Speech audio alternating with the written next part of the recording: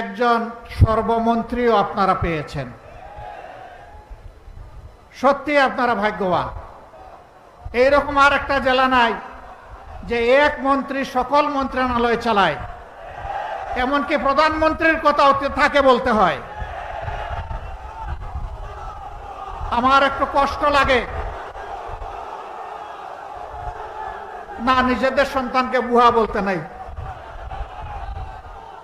আরে নিজের ছেলে কানা হলেও তো পদ্মলোচন। সম্মানিত বন্ধুগণ, আমার কষ্ট লাগে মাননীয় প্রধানমন্ত্রীর জন্য। তার আশেপাশে কাদেরকে উনি বসিয়েছেন? উনি কুমিল্লায় এসে পিজেড দেন, ফরিদপুরে গিয়ে সয়াবিন তেল দেন, তিনি দিনাজপুরে গিয়ে আম উপহার দেন, সিলেটে গিয়ে ৯.৫ ঘন্টা উপহার দেন, সংসদে গিয়ে প্রাথমিক বিশ্ববিদ্যালয় উপহার দেন, আর কক্সবাজারে এসে বলেন যে বিরোধী দল এই বাজেটে মাদক এবং ধূমপান জাতীয় দ্রব্যের ট্যাক্স বাড়ানো হয়েছে বলে বিরোধী দল তার বিরুদ্ধে প্রতিবাদ করে মিছিল করেছে।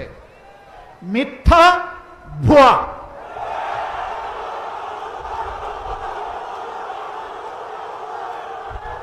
বিরোধী দলের কেউ এটা করে নাই। আমার করুণা লাগে।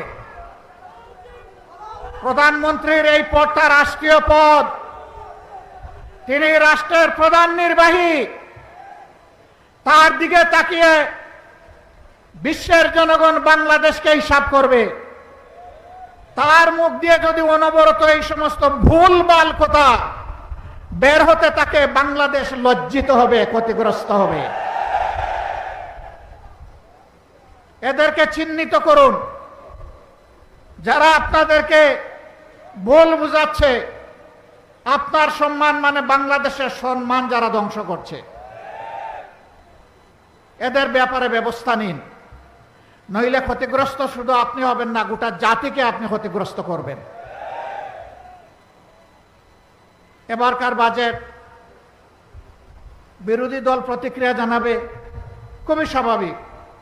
এটা গণতন্ত্রের এসেন্স, এটা গণতন্ত্রের সৌন্দর্য।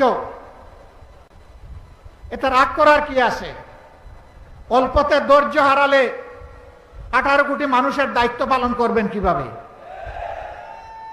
হ্যাঁ, জনগণ সমর্থন দিবে, প্রশংসা করবে। জনগণ যখন দেখবে জন আকাঙ্ক্ষা বাস্তবায়নে আপনি এবং আপনার সরকার আন্তরিক। কিন্তু জনগণ যখন দেখবে 70 ভাগ মানুষের রায়কে আপনারা